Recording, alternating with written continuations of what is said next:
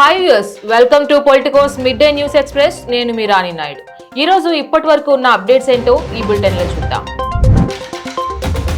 AP deputy CM Pawan Kalyan Singapore వెళ్లనున్నారు. అక్కడి స్కూల్లో జరిగిన అగ్ని ప్రమాదంలో ఆయన చిన్న కుమారుడైన మార్క్ శంకర్ కు గాయాలయ్యాయి. మంటలు చెలరేగడంతో అతడి చేతులు అలాగే కాళ్లకు గాయాలయ్యాయి. ఊపిరితిత్తుల్లోకి పొగ వెళ్లడంతో మార్క్ శంకర్ కు అస్వస్థకు గురయ్యాడు. స్కూల్ సిబ్బంది అతడిని స్థానిక ఆసుపత్రికి తరలించి చికిత్స అందిస్తున్నారు.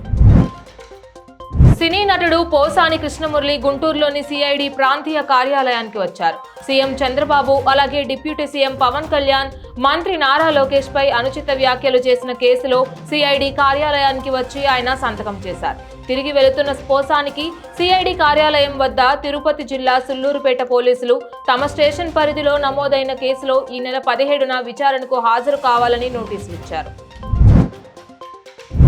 ఏపీలోని ఆక్వా సంచలన నిర్ణయం తీసుకుంది.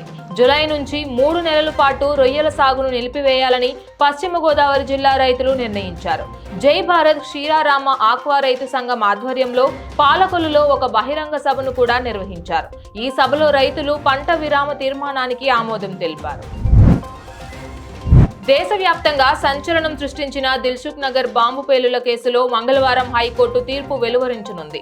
2013 ఫిబ్రవరి 21న బస్ స్టాప్ లో మిర్చి పాయింట్ వద్ద జరిగిన జంట పేలుల్లో 18 మంది మృతి చెందగా 131 మంది గాయపడ్డారు. 5 నిందితులకు ఎన్ఐఏ కోర్టు ఉరిశిక్ష విధిస్తూ 2016 డిసెంబర్ 13న తీర్పు వెలువరించింది.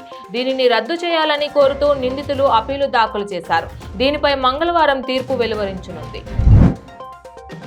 శంషాబాద్ ఎయిర్పోర్ట్ ప్రయాణికుల రాకపోకల్లో సరికొత్త రికార్డులను సృష్టిస్తోంది. గత ఆర్థిక సంవత్సరం 15.20% వృద్ధి సాధించి దేశంలోనే అగ్రశ్రేణి విమానాశ్రయాల కంటే ఎగువన నిలిచింది. శంషాబాద్ విమానాశ్రయం నుంచి 2024 నుంచి 2025 ఆర్థిక సంవత్సరంలో మొత్తం 2,13,00,000 మంది ప్రయాణించారు. రద్దీ ఇలాగే కొనసాగితే వచ్చే ఏడాది ప్రయాణికుల సంఖ్య 3 కోట్లు దాటే అవకాశం ఉంది.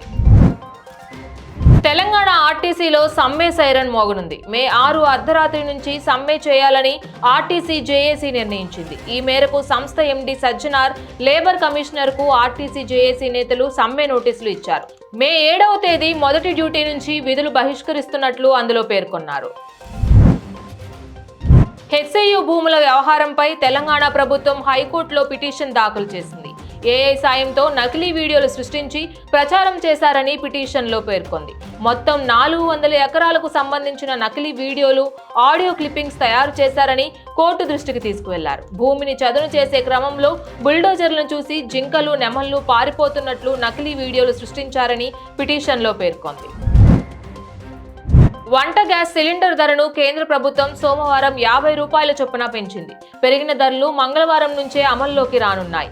హైదరాబాద్ లో సిలిండర్ ధర 855 నుంచి 905 రూపాయలకు పెరిగింది. పంపిణీ కేంద్రాల నుంచి దూరాన్ని బట్టి రవాణా ఛార్జీలను పరిగణలోనికి తీసుకుంటే పలు జిల్లా కేంద్రాలు, ఇతర ప్రాంతాల్లో ఇంకాస్త ఎక్కువ ధర పడుతోంది. చమురు ధరలపై కేంద్రం కీలక నిర్ణయం తీసుకుంది. లీటర్ పెట్రోల్, డీజిల్ పై ఎక్సైజ్ డ్యూటీని 2 రూపాయలు పెంచుతూ ఉత్తర్వులు జారీ చేసింది. ఏప్రిల్ 8 నుంచి ఈ సుంకం అమల్లోకి రానుంది. అయితే రిటైల్ ధరల్లో ఎలాంటి మార్పు ఉండబోదు. అంటే వినియోగదారులపై ఎలాంటి భారం ఉండదని కేంద్రం పెట్రోలియం శాఖ మంత్రి హర్దీప్ సింగ్ పురి స్పష్టం చేశారు. కరాటే కళ్యాణికి, తమన్నా సింహాద్రికి నటి హేమ లీగల్ నోటీసులు పంపించారు. బెంగళూరు రేవ్ పార్టీ కేసులో హేమపై తమన్నా సింహాద్రి, కళ్యాణి తీవ్ర ఆరోపణలు చేశారు. ఆ ఇద్దరితో పాటుగా కొన్ని యూట్యూబ్ ఛానళ్లకి కూడా హేమ లీగల్ నోటీసులు పంపించింది. ఇవి బులెటిన్ అప్డేట్స్. ఇక మరిన్ని అప్డేట్స్ కోసం keep watching Politicos media. Please subscribe to the channel and download the Politicos app from the links in the description.